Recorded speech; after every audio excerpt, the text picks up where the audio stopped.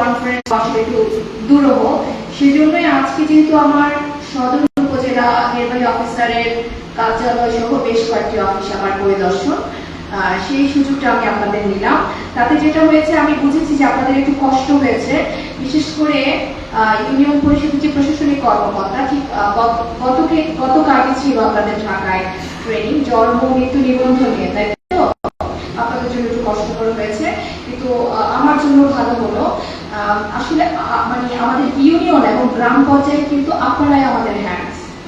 আমাদের একজন গ্রাম পুলিশ এক একটা গ্রাম কভার করেন, তাদের কম্পাইলেশন হচ্ছে আমাদের একটি ইউনিয়ন পরিষদ, এই সবগুলো ইউনিয়ন পরিষদের কম্পাইলেশন হচ্ছে আবার উপজেলা নির্বাহী অফিসার। অন্যদিকে ল্যান্ড হচ্ছে আমাদের ইউনিয়ন ভূমি সহকারী কর্মকর্তা, সেখান থেকে সে এসি ল্যান্ড এবং সেটা কম্পাইল হচ্ছে ইউনিয়নের কাছে, 5টি উপজেলায় সে একত্রিত হয় জেলায়, এবং এই সবকিছু মিলে কিন্তু আমাদের জেলার পারফরমেন্স। আমরা 64টা জেলা মিলে কি হয় বিভাগ, তারপর বিভাগগুলো মিলে হয় সারা বাংলাদেশ। তাহলে কেন্দ্রীয় সরকারের যে একেবারে যেতে যেতে যেতে যেতে যেতে সর্বশেষ যে জায়গাটা, সেখানটাতে আমাদের এক একজন গ্রাম পুলিশের অবস্থান, তারপরেটাতে হচ্ছে আপনারা যারা ইউনিয়ন পরিষদের প্রশাসনিক কর্মকর্তা।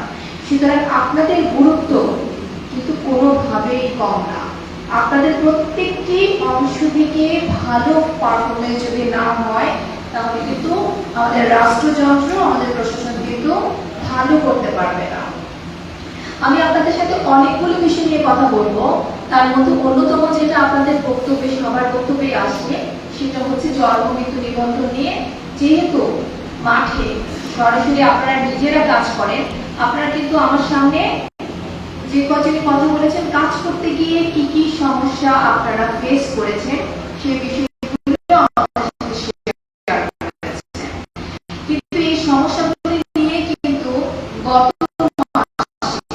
আমরা ছোট্ট একটি গেট টুগেদার হয়েছিল আমাদের ইউনিয়ন পরিষদের প্রশাসনিক কর্মকর্তাদেরকে নিয়ে, এবং তারপরে আমরা মে মাসে কিন্তু আমাদের অবস্থান বেশ ভালো হয়েছিল। আর গতবার তো আমাদের যেটা আমাদের জুন মাসের পারফরমেন্স, তাতে আমাদের 92% অ্যাচিভমেন্ট। এবং আমি আপনাদের কথা যেটা বলছিলাম যে এখানে যদিও আমাদের 92%, কিন্তু ওই জায়গাটা আপনাদের কিন্তু অ্যাচিভমেন্ট ছিল 100%। আমি যতটুকু আপনাদের কথাই বলছিলাম, কারণ এখানকার 14টি ইউনিয়ন, আমি যদি ভুল না করে থাকি, পৌরসভা বাদ দিয়ে 14টিতে আপনাদের শতভাগ ছিল। তাহলে আমার কাছে আমি আসলে খুবই ভালো লাগলো আমার, যে এই জন্য প্রথমে আমি বলবো যে আমার আসলে বক্তব্যের প্রথমে আপনাদেরকে স্পেশাল একটা থ্যাঙ্কস দেওয়া উচিত। আমি আন্তরিক অভিনন্দন জানাচ্ছি এবং আপনাদের প্রতি আন্তরিক কৃতজ্ঞতা জানাচ্ছি। আপনারা প্রমাণ করেছেন যে এই যে ছোট ছোট সমস্যাগুলো যেটা আপনারা আমাদের সাথে তুলে ধরলেন, এই সমস্যাগুলো নিয়ে কিন্তু আপনারা অল্প সময়ে পেরেছে। তো এইটা আপনাদের কন্টিনিউ করতে হবে। কেন কন্টিনিউ করতে হবে, এটা কিন্তু আমার কথা না, আপনাদের উপজেলা নির্বাহী অফিসারের কথা না। একটু ফ্যান বা ফ্যান আছে, এদিকে এই ফ্যানটা বেরিয়ে হয়ে যাবে। এটা হচ্ছে যে আমাদের প্রধান উপদেষ্টার কথা। কিন্তু আমরা যখন আমাদের, আপনারা জেনে থাকবেন যে প্রতি বছর 3 দিনের জন্য আমরা যারা বাংলাদেশের 64টা জেলায় জেলা প্রশাসক হিসেবে কাজ করি, আমাদেরকে 3 দিনের জন্য একটা কনফারেন্সে নিয়ে যাওয়া হয়, যেটাকে বলা হয় ডিসিস কনফারেন্স। সেই কনফারেন্সের প্রথম দিনে প্রথম সেশনটাই হয় আমাদের বা বাংলাদেশের সমস্ত জেলা প্রশাসকদের রাষ্ট্রপ্রধানের সাথে।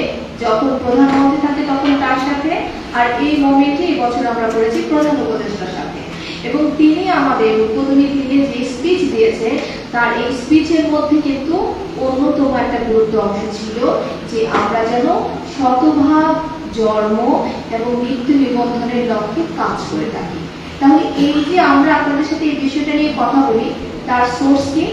রাষ্ট্রের কেন্দ্রীয় পর্যায় থেকে নির্দেশনা যে আমাদের এই কাজটাকে অত্যন্ত গুরুত্ব নিয়ে কাজ করতে হবে।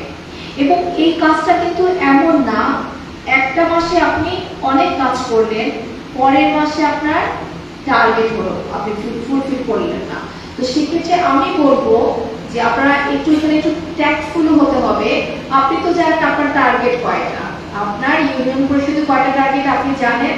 সেই মাসে আপনার যে সংশ্লিষ্ট যে গ্রাম পুলিশ, গ্রাম অনুযায়ী আপনি তাদের সাথে তো আপনি একটু বসেন, আপনারা নিশ্চয়ই বসেন, বসে তো আপনি বুঝতে পারছেন যে কোন গ্রামে কয়টা আছে।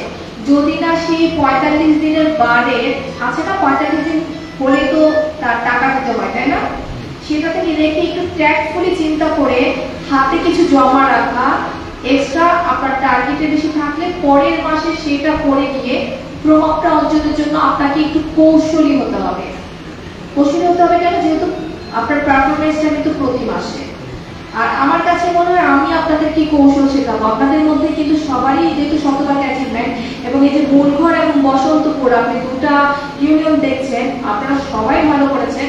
দুটো ইউনিয়নে সমানভাবে পারদর্শিতা অর্জন করে আপনি দেখেছি যে আমরা যখন আপনাদের মোটিভেশন দিয়েছি তার আগে থেকেই আপনার অর্জন শতভাগ ছিল, এবং আপনারাও নিশ্চয়ই সবাই অনেক ভালো।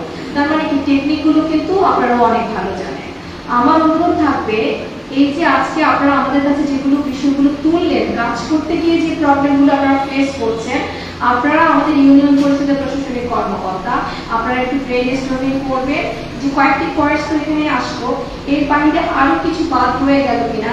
এই যে কাজটা করতে গিয়ে ফিল্ডে, কারণ যে কাজটা হাতে ধরে করে তার চেয়ে আর ভালো কেউ বলতে পারবে না। প্র্যাকটিক্যালি যে এটার সাথে ইনভলভ আমাদের এক একজন গ্রাম পুলিশ, প্র্যাকটিক্যালি ইনভলভ আপনি তার মাধ্যমে ওই জিনিসগুলোকে ছেকে নিয়ে সবচেয়ে ইম্পর্টেন্ট জিনিস, যেমন কিছু প্রবলেম আমি শুনলাম যে হয় বাবা বা মায়ের জন্ম নিবন্ধনে এখানে না, অন্য জেলায়, এরকম জিনিসগুলো হয়তো আমাদের হাতে নাই। বা আরেকটা প্রবলেম যেটা শুনলাম যে মায়ের মিনিমাম বয়স হতে হবে 19 বছর, বাবার মিনিমাম বয়স হতে হবে 22 বছর, তা না হলে আমরা নিবন্ধন দিতে পারছি না। যদিও এই জায়গাগুলোতে ডিরেকশন পাওয়াটা একটু টাফ হবে, কেন? কারণ বাল্য বিবাহকে তো সরকার কোনোভাবে অ্যালাউ করছে না। কিন্তু এই সবের মাঝেও এই প্রবলেমগুলো একত্র করে একটা জায়গায় করে একেবারে আপনাদের উপজেলা নির্বাহী অফিসারের মাধ্যমে কোনো যেন পয়েন্টস না বাদ দেয়, একটু কাইন্ডলি আমার কাছে লিখবেন। আমি আপনাদের ইনপুটগুলো নিয়ে, অন্য উপজেলার ইনপুটগুলো নিয়ে আমরা যে রেজিস্ট্রার জেনারেল স্যারের কার্যালয় সেখানে আমরা লিখবো। কারণ এই প্রবলেমগুলো তো কোনো না কোনো একটা এক্সপার্ট না হতে ট্রান্সফার হতে হবে না? এটা তো আপনি কন্টিনিউয়াস ফেস করছেন, আপনি আপনার অ্যাচিভমেন্ট করছেন, ভেরি গুড, আপনি অ্যাচিভমেন্ট করবেনও। আরেকটা কথা আপনারা বলেছেন যে জনসংখ্যার ক্ষেত্রে আমাদের যে টার্গেটটা দেওয়া হয়েছে, এটা তো তারা আসলে সেন্টারি করেছে, ভুল হওয়ার খুব একটা সম্ভাবনা আমি দেখি না।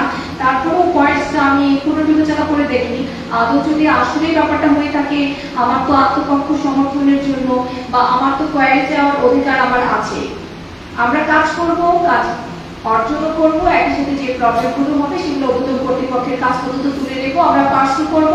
আমাদের করণীয় হচ্ছে এটাই। তো এই গেল মোটামুটি জন্ম এবং মৃত্যু নিবন্ধনের ক্ষেত্রে আপনাদের যে পারফরমেন্স। এক্ষেত্রে আমার যেটা আগেও বলেছি, লাস্ট কমেন্টস হচ্ছে আপনার যে পারফরমেন্স সেটা পিকে আপনি অলরেডি চলে আসছেন, আলহামদুলিল্লাহ। মানে আপনি 100% অ্যাচিভ করেছেন।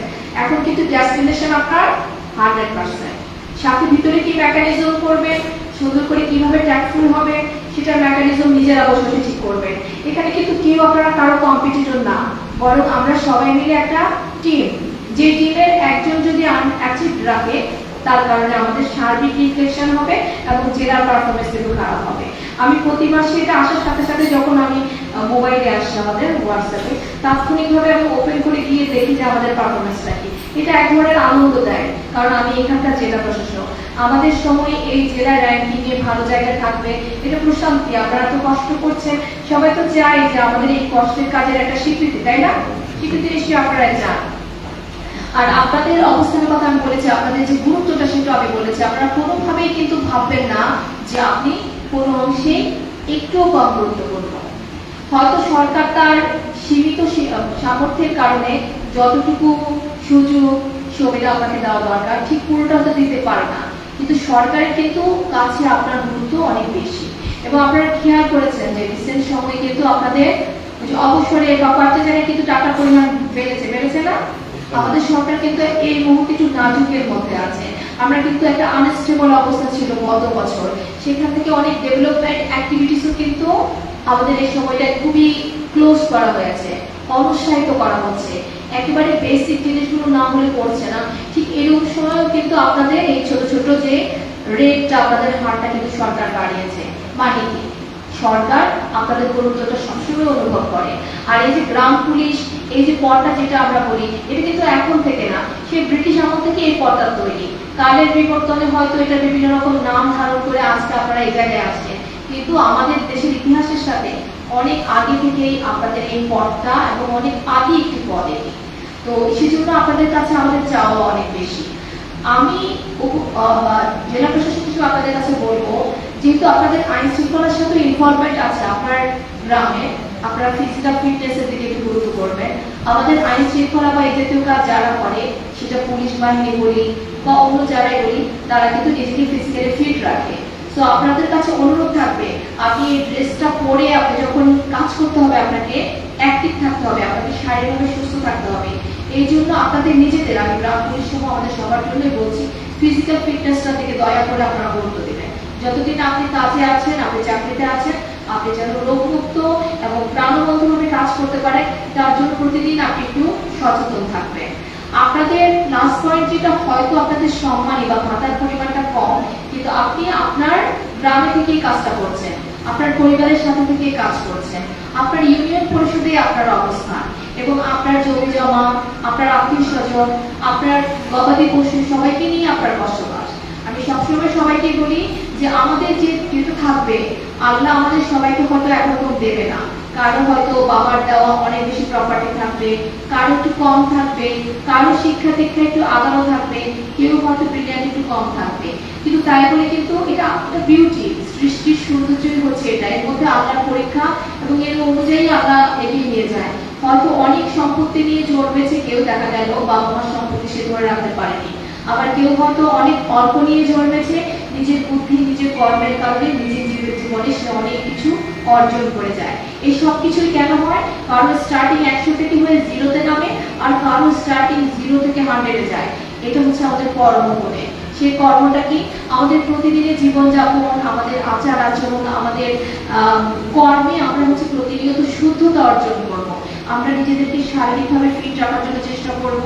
আমরা যে ধর্মের অনুসরণকারী, আমরা আমাদের স্রষ্টাকে মনে রেখে তার যে ইবাদত করে তারপর কিন্তু ধর্মে বলেছে সারাদিন আপনাকে ইবাদত করতে বলেনি, বলেছে যে আপনি ইবাদত করে জমিনে ছড়িয়ে পড়বেন আপনার রুটি এবং রুজির জন্য। আপনার যে কাজ, সে অর্পিত দায়িত্ব পালনের শেষে আপনার যদি ছোট একটুখানি কৃষি জমি থাকে, সেটাকে আরো ভালোভাবে কিভাবে ইউটিলাইজ করা যায়, ক্ষুদ্র উদ্যোক্তা হিসেবে কিভাবে করা যায়, বিভিন্ন ধরনের ট্রেনিং আপনাদের ইউনিয়ন পরিষদে হয়, উপজেলা পরিষদে হয়। নিজের ছেলে মেয়ে অথবা আত্মীয় স্বজনগুলোকে তাদেরকে সেই ট্রেনিং গুলোতে ইনভলভ হয়ে এইভাবে মানে শুধুমাত্র চাকরিটাকে আমরা নিজেদের জীবনের একমাত্র উপকরণ মনে করব না। অ্যাটলিস্ট আপনাদের ক্ষেত্রে বলা, যেহেতু সম্মানের পরিমাণ কম এবং আপনার হাতে সময়ও আছে অফরন্ত, ওই সময়টাকে কাজে লাগিয়ে আপনার এই কাজের কাজটুকু, মানে আপনার যেটা মেইন দায়িত্ব সেটা রেখে কিভাবে নিজের আর্থিক বৃদ্ধি ঘটানো যায়, কিভাবে ছেলে মেয়েদেরকে আরো এডুকেটেড করা যায়, কিভাবে মেয়েদেরকে বাল্য বিবাহ না দিয়ে উচ্চশিক্ষার পথে এগিয়ে নিয়ে যাওয়া যায়, কিভাবে নিজে ফিজিক্যালি ফিট থাকা যায়, কিভাবে নিজে এক একজন ক্ষুদ্র উদ্যোক্তা হয়ে যাওয়া যায়। এইভাবে চিন্তা করে কিন্তু আপনাদের কাছে অনুরোধ থাকবে, নিজেদেরকে নিজেরা সবসময় পজিটিভ চিন্তা ভাবনার মধ্যে থাকবো। যে মানুষটা পজিটিভ চিন্তা ভাবনার মধ্যে থাকে, যার জীবনযাপন সুন্দর, তাকে কেউ থামিয়ে রাখতে পারে না। এবং আপনার পজিটিভিটি ছড়িয়ে যাবে আপনার ওয়াইফের কাছে, আপনার ছেলে মেয়ের কাছে। দেখবেন জীবনটা হয়ে যাবে অনেক আনন্দময়, কর্মক্ষেত্রে আপনি সফল হবে এবং আর্থিক সমৃদ্ধি আপনার অর্ডারে চলে আসবে। হতাশার কোনো সুযোগ নাই, কখনোই হতাশ করবে না। যতটুকু আছে তার মধ্যে সন্তুষ্টি, তার মধ্যে পরিশ্রম দিয়ে ভালো করার চেষ্টা করতে হবে। এই হচ্ছে মানুষ হিসেবে আপনাদের প্রতি যাওয়া। আর জন্মমৃত্যু নিবন্ধনের কথা বললাম, এর বাইরেও কিন্তু আপনারা আরো কিছু কাজ করে থাকেন। আপনার গ্রামের ভিতরে আনাচে কানাচে সরকার বিরোধী কোনো কার্যক্রম হচ্ছে কিনা, এলাকায় কোনো বাল্য বিবাহ হচ্ছে কিনা, এলাকায় মাদকের কেউ ব্যবসা করছে কিনা, এলাকায় কোনো ধরনের যৌন হয়রানি হচ্ছে কিনা, এই জাতীয় খবরগুলো কিন্তু আপনাদের কাছে থাকে এবং থাকা উচিত। এটা আপনার মেইন দায়িত্বের পথে। আপনারা অনেকে বলেছেন যে স্যার আমরা যখন এগুলো বলতে যাই তখন যেটা হয় আমি একটা ইনসিকিউর কন্ডিশনে পড়ে যাই, আমাকে টার্গেট করে, তথ্যটা আমার কাছ থেকে গেছে। আপনি যদি মনে করেন যে তথ্যটা আপনার কাছে গেছে, আপনার সিকিউরিটি প্রতিপন্ন হতে পারে, প্রথমত আমি মনে করি না যদি আপনি গোপনীয়ভাবে আপনার উপজেলা নির্বাহী অফিসারের কাছে মেসেজ কনভে করেন, কোনোভাবে গোপনীয়তা কখনোই আপনার উপজেলা নির্বাহী অফিসার সেটাকে সেই তথ্য কারোর কাছে বলবে না। কারণ আপনি তার টিমের সদস্য, আপনার উপজেলা নির্বাহী অফিসার আপনাকে নিয়ে কাজ করে। আপনার ইভেন আমাদের সহকারী কমিশনার ভূমিরও অনেক কাজে আপনার সহযোগিতা লাগে। উপজেলা প্রশাসনের আপনি একজন গর্বিত মেম্বার, আপনাকে বাদ দিয়ে কিন্তু ইউনিয়ন পরিষদ না, আর ইউনিয়ন পরিষদ বাদ দিয়েও কিন্তু উপজেলা পরিষদ না। তাহলে আপনি তারই পরিবারের সদস্য। পরিবারের সদস্যকে বিপদে ফেলে কি কখনো পরিবারের গার্ডিয়ান কখনো কাজ করে? আমার মনে হয় এটা কখনোই হবে না। তারপরও দেশের সাধারণ নাগরিক হিসেবে যদি মনে করেন যে আপনি আপনার পরিচয় ডিসক্লোজ করতে চান না, আমি অনেক আগেও বিভিন্ন আমি সভায় বলেছি, আমাদের জাতীয় একটি নাম্বার আছে 333, যে নাম্বারে ফোন করে কোনো ব্যক্তি যদি মনে করে এই ধরনের ক্রাইম যেখানে হচ্ছে, বাল্যবিবাহ, যৌন হয়রানি, মাদক, অবৈধ বাল্য উত্তোলন, যেটা সমাধান হয় আমাদের জেলা প্রশাসনের মাধ্যমে, উপজেলা প্রশাসনের মাধ্যমে, 333-তে ফোন করে আপনার ফোন নাম্বারও তারা গোপন রাখবে, আপনার পরিচয় এবং ঠিকানাও তারা গোপন রাখবে। এটা কিন্তু তাৎক্ষণিকভাবে মেসেজটা কিন্তু আমাদের কাছে চলে আসে, একদম জাস্ট উইদিন আ মিনিটস। আমি কিন্তু প্রচুর পাই, এই রাজবাড়িতে আমি প্রচুর পাই যে বাল্যবিবাহ হয়ে যাচ্ছে এই অ্যাড্রেসে, এখানে অবৈধভাবে একজন নার্কোটিক্স ডিলার কাজ করছে, মাদক ব্যবসায়ী, এবং সেলিং পয়েন্টটা কোথায় কোথায় বিক্রি হয়, কয়টা থেকে কয়টার মধ্যে বিক্রি হয়, সেই সময়টা চলে আসে আমার কাছে, চলে আসে আমার কোন পয়েন্টে অবৈধভাবে বাল্য উত্তোলন হচ্ছে। আমি কিন্তু তাৎক্ষণিকভাবে সংশ্লিষ্ট ইউরোদেরকে কনফারেন্স করি, এসি লাইসেন্সে তারা কিন্তু যাচ্ছে। এভাবেই রিমিডি করতে হবে।